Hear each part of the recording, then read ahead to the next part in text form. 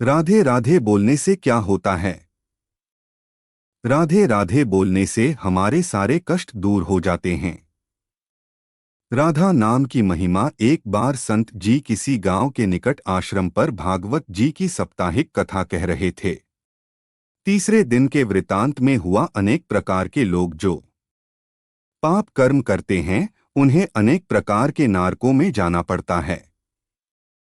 लेकिन एक उपाय है जिसके द्वारा नरकों में जाने से बचा जा सकता है। कोई एक बार सच्चे हृदय से राधा नाम पुकार ले तो वह नरक में नहीं जाता है।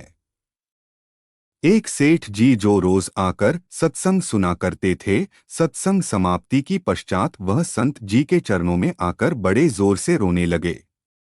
संत जी ने कहा, अरे सेठ जी क्यों रोते हो? तुम्हारा मन उदास क्यों है? सेठ जी रोते हुए कहने लगे, भगवान आपकी कृपा से मुझे सब कुछ प्राप्त है, पर मेरे मन को एक बड़ी चिंता सताती है। संत जी कहने लगे, कहिए कौन सी चिंता है?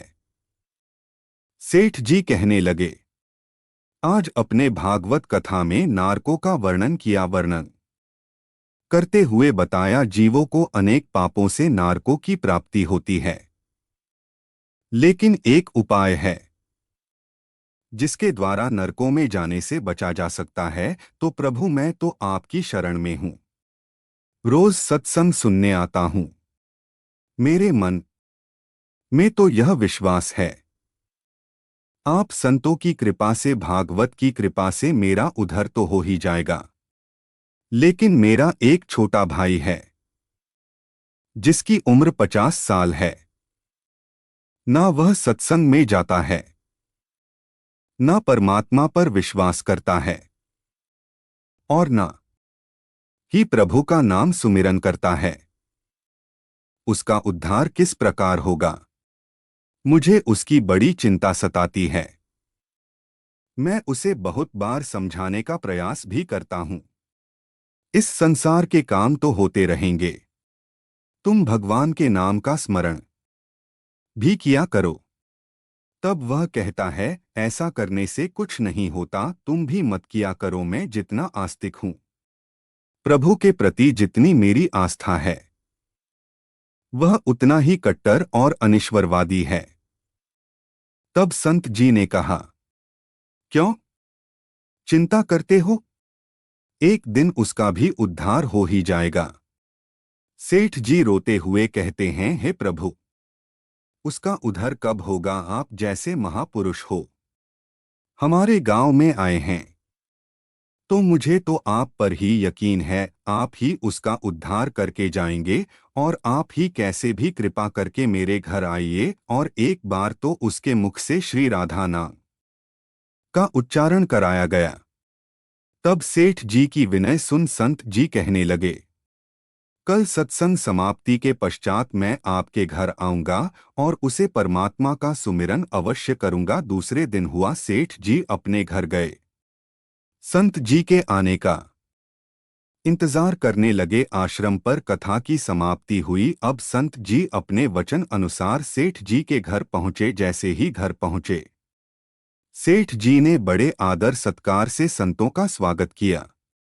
उन्होंने अपने भाई को बुलाकर कहा, संत जी आज हमारे घर पधारे हैं, उनका दर्शन कर दो। वह अंदर से बैठे बैठे कहने लगा, मुझे ना किसी संत से मिलना है और ना ही किसी भगवान से मिलने की इच्छा है। तुम ही उनकी सेवा करो, तुम ही उनका सत्कार किया करो। संत जी ने जब यह वचन सुना, सेठ जी चिंता करते हुए कहने लगे, स्वामी जी देखा आपने, आपके सामने ही आपका अपमान कर रहा है। संत जी कहने लगे, सेठ जी आप चिंता ना कीजिए, सब कुछ अच्छा होगा। अब सेठ को दिलासा देते हुए संत जी पलंग से उतरे और उसके भाई के पास में आ गए और उसके कंधों पर हाथ रखकर कहने लगे, और बताओ आज तक कितना कमाया? वह संत जी को इस प्रकार अपने नजदीक देखकर कहने लगा, अपना हाथ मेरे कंधों से हटाओ। मैं ना संतों को मानता हूँ, ना भगवान को मानता हूँ। लोग जितने आस्तिक होते हैं, मैं उतना ही कट्टर नास्तिक हूं। मैं भगवान को नहीं मानने वाला हूं। आप मेरे नजदीक क्यों आए हैं? संत जी कहने लगे, मैं तो अपना काम करके आया हूं। संतों का काम होता है लोगों का उद्धार करना। आज तुम्हारे उधर का कार्य मिला है तो अवश्य करके ही जाऊंगा। वह सेठ का भाई बड़ा कट्टर था। वह कहने लगा, आपको किसी का उद्धार भी करना है कर लीजिए, पर मेरा उद्धार आप नहीं कर सकते। मैं कुछ भी नहीं करने वाला हूं। सेठ के भाई को देखकर संत जी मुस्कुराकर कहने लगे, एक बार राधे राधे बोल दो।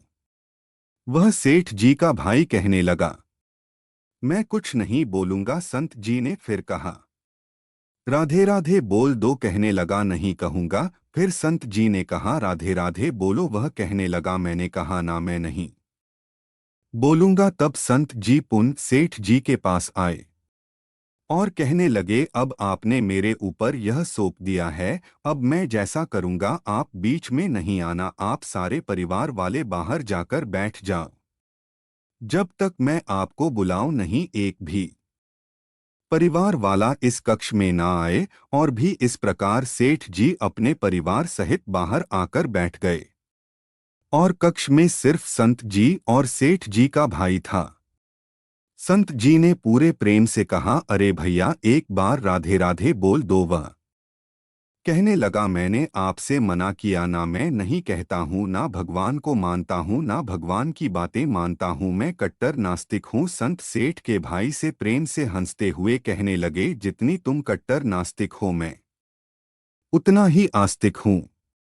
मैंने अगर निश्चय कर लिया है, तुम्हारे मुख से राधा नाम सुनकर ही जाऊंगा, और पक्का समझ लेना कि तुम्हारे मुख से राधा का नाम निकलेगा। वह कहने लगा, आप कितना भी प्रयास कर ले, मैं एक बार भी नाम नहीं लेने वाला हूँ। और संत महापुरुष होते तो बड़े दयालु, पर लीला मात्र उन्होंने क्या किया, उस सेठ के भाई का हाथ पकड़ा और हाथ पकड़कर जोर से दबाने लगे। और उसकी 50 साल का वृद्धावस्था थी। संत भी वृद्ध थे, पर संतों के अंदर भक्ति का तेज होता है। उन्होंने जोर से उसके भाई का हाथ घुमाया, मरोड़ दिया। हाथ घूमा। संत जी फिर कहने लगे, कहो राधे राधे। वह कहने लगा, नहीं कहूंगा। अब तो संत जी ने जोर से हाथ घुमाकर सेठ के भाई को जमीन पर पटक दिया और खुद उसके पेट पर चढ़कर बैठकर, और संत जी फिर करने लगे, बोलो राधे राधे। वह फिर कहने लगा, नहीं कहना। अब तो संत जी ने उसके दोनों हाथ पकड़ उसके पैरों को बांध दिया और कहने लगे, कहो राधे राधे। अब ऐसी अवस्था में वह सोचने लगता है, यह साधु तो मुझे मार ही देंगे। तब उसने बिना इच्छा के एक बार ऐसे ही कह दिया, राधे राधे। जैसे ही उसने राधे राधे कहा, संत जी ने उसके हाथ पैर खोल दिए। उसके बंधन को खोलकर बाहर आकर कहने लगे, सेठ जी आपका कल्याण होगा, आपके भाई का भी कल्याण होगा। सेठ जी कहने लगे, अंदर से बहुत तेज आवाज आ रही थी। तब संत जी कहने लगे, अपने काम ही ऐसा दिया था। उसने कहा, वह नास्तिक है, कभी कुछ बोलता ही नहीं है। आज आपके भाई ने राधे राधे का उच्चारण कर लिया है, इसका कल्याण हो गया। अब मैं जा रहा हूं, कल से पुनः मेरी कथा है। अब संत जी तो अपने स्थान पर लौट आए। सेठ का भाई जमीन से उठकर अपने भाई से कहने लगा, यह कैसे साधु है, मुझसे झगड़ा करने आ गए।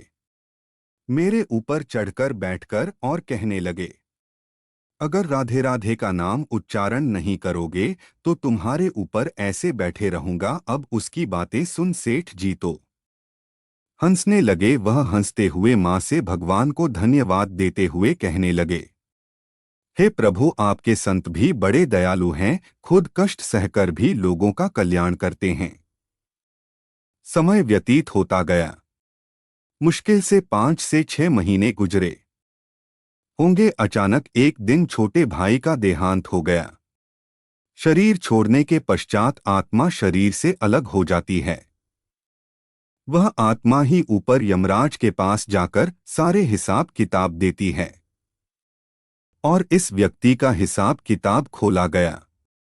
यमराज ने चित्रगुप्त से कहा, जो आज इस इंसान को हमारे पास लाया गया उसका हिसाब क्या है? चित्रगुप्त कर्मों का हिसाब देखकर बताने लगे, हे भगवान, इसने अपने जीवन में कभी परमात्मा का नाम सुमिरन नहीं किया है, सदा पाप ही पाप किए हैं। वैसे तो सीधे नरक भेज दिया जाए। और यमराज की आदेश संसार जैसे ही उसे नरक भेजा जा रहा था, तभी चित्रकूट ने कहा, भगवान एक बात और है। यमराज जी ने कहा, कौन सी बात है? चित्रगुप्त ने कहा, भगवान, एक बार संतों के कहने पर उसने राधा नाम का उच्चारण किया था। अब एक बार राधा नाम का उच्चारण का फल क्या है? यमराज ने चित्रगुप्त से कहा, थोड़ी देर रुक जाइए, इसका हिसाब किया जाएगा, इसके बाद ही इसे नरक में भेजा जाएगा। यमराज ने पुनः चित्रगुप्त से कहा, जल्दी से इसका हिसाब देखो और कहीं इसमें परमात्मा का नाम स्मरण तो नहीं किया है। चित्रगुप्त ने फिर से पुनः सारा हिसाब देखा और देखकर कहने लगे, भगवान, इसने एक बार जो नाम उच्चारण किया है वह संतों के भय से किया था, दिल से भी नहीं किया था, पर एक बार राधा नाम का उच्चारण किया है। जीवन में पाप अब किया जाए। तब यमराज में इस इंसान से पूछा, एक बात बताओ, हम तुम्हें पहले राधा नाम उच्चारण का फल दे या तुमको नरक में भेज दिया जाए? तब वह भक्त हाथ जोड़कर कहने लगा, भगवान, नरक में तो जाना ही है, इससे अच्छा है आप मुझे एक बार राधा नाम उच्चारण का फल दे दो, फिर मुझे जहां चाहे भेज देना। अभी यमराज जी अपनी पुस्तक खोलकर देखने लगे कि एक बार राधा नाम उच्चारण का फल क्या है। उन्होंने सारी पुस्तक खोल दी पर उन्हें कहीं फल दिखाई नहीं दिया। तब विचार करने लगे कि एक बार राधा नाम उच्चारण का फल तो मुझे पता ही नहीं है। तब वह अपनी शंका के निवारण करने के लिए उसे भक्त को अपने साथ लेकर स्वर्ग लोक में आए। स्वर्ग में आकर यमराज इंद्रदेव से कहा कि इंद्रजीत, मुझे बताइए, एक बार राधा नाम का उच्चारण करने का क्या फल है? तब इंद्रदेव ने बहुत प्रयास किया पर उन्हें भी इसका फल पता नहीं चला। तब वह सब देवता मिलकर ब्रह्मदेव के पास आए। ब्रह्मादेव जब सबको देखा तब इंद्रदेव उनसे पूछने लगी, यह आपके साथ इंसान कौन है? तब इंद्रदेव कहने लगे, भगवान, इसने एक बार राधा नाम का उच्चारण किया है, बाकी सारा जीवन इसमें पाप किया है। हमें तो पता ही नहीं राधा नाम उच्चारण का फल क्या है, इसलिए हम आपके पास आए हैं। तब ब्रह्मा जी ने बड़ा प्रयास किया, राधा नाम उच्चारण का फल क्या है? अब उन्हें भी पता नहीं चला। तो वह ब्रह्मदेव मुझे कहने लगे, हम सब मिलकर इसे अपने साथ लेकर भगवान शंकर जी के पास चलते हैं। तब वह भगवान शंकर जी के पास पहुँचे। भगवान शंकर जी से प्रार्थना कर कहने लगे, हे महादेव, इस इंसान ने सारा जीवन पाप किया है, बस एक बार संतों के कहने पर राधा का नाम उच्चारण किया है। अब आप बताइए, एक बार राधा नाम उच्चारण का क्या फल मिलता है? महादेव जी ने बड़ा प्रयास किया पर वह भी राधा नाम की महिमा को बता नहीं सके। तब शंकर जी कहने लगे, अब हमें भगवान श्री कृष्ण के पास चलना पड़ेगा, क्योंकि वही राधा तत्व को जानते हैं। ऐसा सोचकर सब देवी देवता भगवान शंकर के साथ मिलकर उसे इंसान की आत्मा को लेकर भगवान श्री कृष्ण के गौलोक धाम में पहुँचे। गौलोक धाम में भगवान श्री कृष्ण राधा जी के साथ अपने आसन पर विराजमान थे। भगवान श्री कृष्ण ने तब देवी देवताओं का सम्मान किया और उनसे पूछा, आज अचानक से आने का कारण क्या है?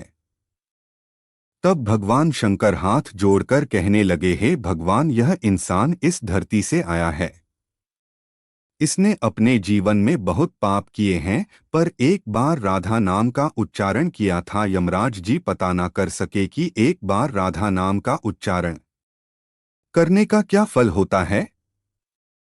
तब वह उसकी जानकारी लेने के लिए इसके साथ स्वर्ग में आए हैं। फिर स्वर्ग से होते हुए ब्रह्मा लोक आए, फिर ब्रह्मा लोक से होते हुए यह मेरे पास पहुँचे। अब मैं इन सबको अपने साथ लेकर आपके पास आया हूँ। अब आप बताइए, एक बार राधा नाम उच्चारण का क्या फल हो सकता है?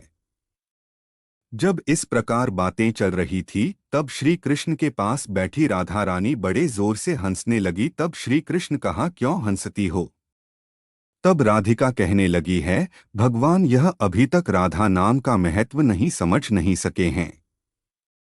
तो भगवान शंकर जी करने लगे हैं, महारानी राधिका के नाम का क्या मतलब है, आप हमें बताइए। तब राधिका जी कहने लगी हैं, महादेव, आप खुद सोचिए, इस व्यक्ति ने एक बार राधा का नाम जाप करने पर या एक बार राधिका के नाम से जाप करके आपके साथ से स्वर्ग लोक की सैर करके आया, ब्रह्मदेव का ब्रह्मा लोक में दर्शन करके आया, आपके शिव की लोक में आपका दर्शन किया है, और आज एक बार उच्चारण के प्रभाव से यह सबको साथ लेकर हमारे गांव लोक धाम आया है, मेरे दर्शन और श्री कृष्ण का पूजन कर रहा है। इससे अधिक राधा नाम का फल क्या हो सकता है?